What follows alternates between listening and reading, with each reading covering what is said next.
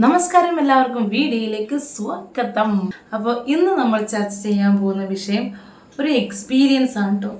അത് നടന്നൊരു സംഭവത്തെക്കുറിച്ച് നമ്മൾ പറയാൻ പോകുന്നില്ല. നമ്മൾ നടന്ന കാര്യം തന്നെയാണ് പറഞ്ഞുകൊണ്ടിരിക്കുന്നത്. എന്നാൽ ഇത് നമ്മളുടെ ഉള്ളിൽ എൻ്റെ ഒരു ഹസ്ബൻഡിൻ്റെ എക്സ്പീരിയൻസ് ആണ് പറയാൻ പോകുന്നത്.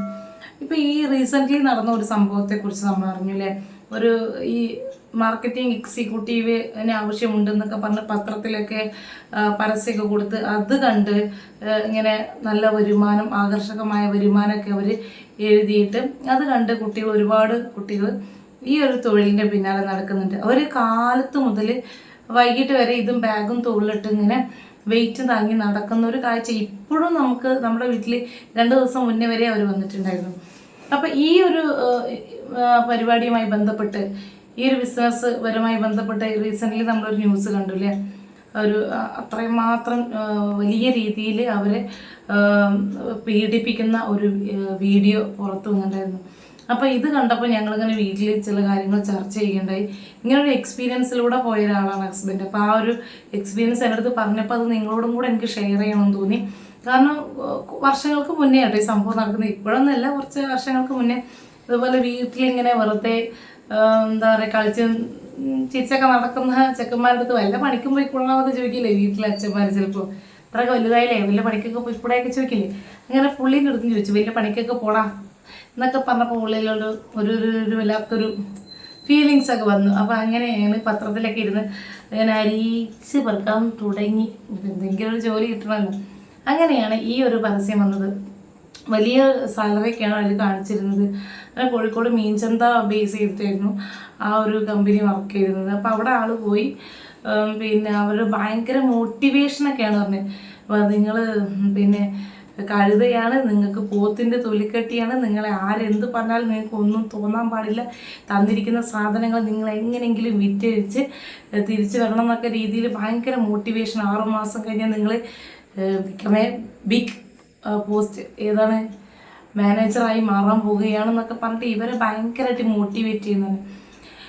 അപ്പം ഇതാണല്ലോ ഇവരെ ഒരു വല്ലാത്തൊരു ഇത് എന്താ പറയുക, വല്ലാത്തൊരു മോട്ടിവേഷൻ. നമുക്കിത് വിറ്റ് കഴിഞ്ഞാൽ 6 മാസം കൊണ്ട് മാനേജർ ആവാം എന്നൊക്കെ വിചാരിച്ച് അത് ഇവർ ഈ വെയിലെങ്കിൽ വെയിൽ, മഴയെങ്കിൽ മഴ, ഇതും തൂക്കി ഇങ്ങനെ നടക്കും. 2 ദിവസം മുന്നേ ഇവിടെ ഒരു പയ്യൻ വന്നിട്ടുണ്ടായിരുന്നു. അപ്പം ഞാനിങ്ങനെ ചോദിച്ചു, വേറെ എന്തെങ്കിലും പണിക്ക് പോയിക്കൂടെ? പൊതുവേ നമ്മൾ ഇവരെ കാണുന്ന സമയത്ത് വരുന്നുണ്ട് ബാഗും തൂക്കി, വലിയ വാതിലടച്ചേക്കാം, എന്ത് വാങ്ങിക്കാനാ എന്ന രീതിയിൽ പൊതുവേ നമ്മളെല്ലാവരും ഇല്ലേ വേഗം വാതിലടയ്ക്കും. കാരണം ഇവർ വരുന്ന കണ്ടാൽ തന്നെ ഇവരെ സംസാരം കേട്ട് കേട്ട് നമുക്കൊരു ദേഷ്യം പിടിക്കും. കാരണം കുറേ സമയം സംസാരിച്ചുകൊണ്ടേയിരിക്കും.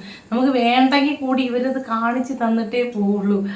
അങ്ങനെ ഞാൻ 2 ദിവസം മുന്നേ ആ കുട്ടി വന്നിട്ട് നമ്മൾ ആവി പിടിക്കുന്നതില്ല, അതിവിടെ ഉണ്ട് ഓൾറെഡി, വീണ്ടും ഒന്നുകൂടെ വാങ്ങിച്ചു. കാരണം അവൻ്റെ നിസ്സഹായ അവസ്ഥ കൊണ്ട് വാങ്ങിച്ചു. അപ്പോഴാണ് ആൾ ഈ ഒരു എക്സ്പീരിയൻസ് എടുത്ത് ഷെയർ ചെയ്തിരുന്നത്. വർഷങ്ങൾക്ക് മുന്നേ ഇങ്ങനെ ഒരു സംഭവമൊക്കെ ഉണ്ടായിരുന്നു.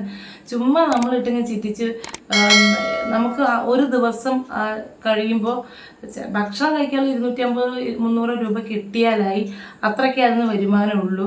പിന്നെ ഈ മാനേജർ ആവും എന്നുള്ളൊരു മോട്ടിവേഷൻ അവർ തരുന്നതുകൊണ്ട് നമ്മൾ ഇതിൽ തന്നെ നിന്ന് മുന്നോട്ട് പോയിക്കൊണ്ടിരിക്കുന്നതാണ് ആൾ പറഞ്ഞത്.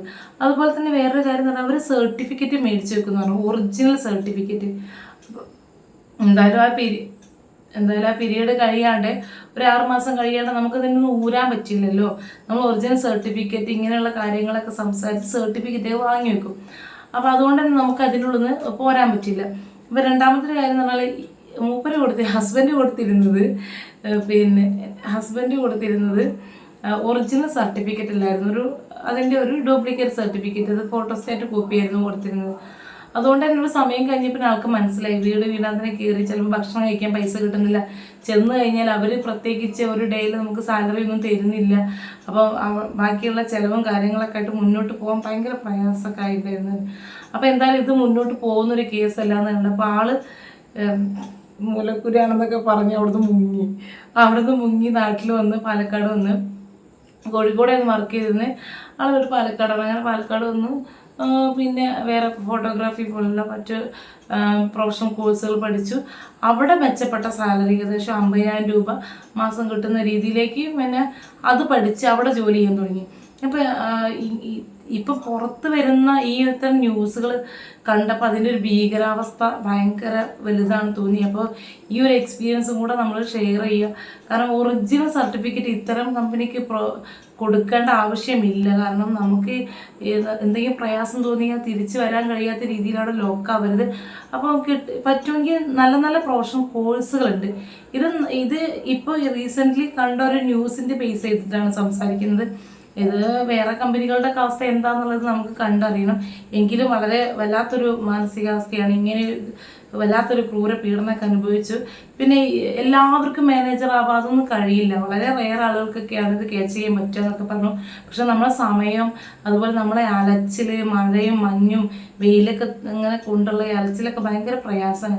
അപ്പോൾ മെച്ചപ്പെട്ട പ്രൊഫഷണൽ കോഴ്സുകൾ തിരഞ്ഞെടുക്കുക, നല്ല സാലറിയിൽ വർക്ക് ചെയ്യാൻ എല്ലാവർക്കും ആ ഒരു അങ്ങനെയൊന്ന് മാറി ചിന്തിക്കാൻ ശ്രമിക്കുക. അപ്പോൾ അത് കണ്ടപ്പോൾ ചർച്ച ചെയ്യാൻ തോന്നി. അപ്പോൾ അടുത്തൊരു വാർത്തയുമായി അടുത്ത വീഡിയോയിൽ കാണും വരെ ബൈ.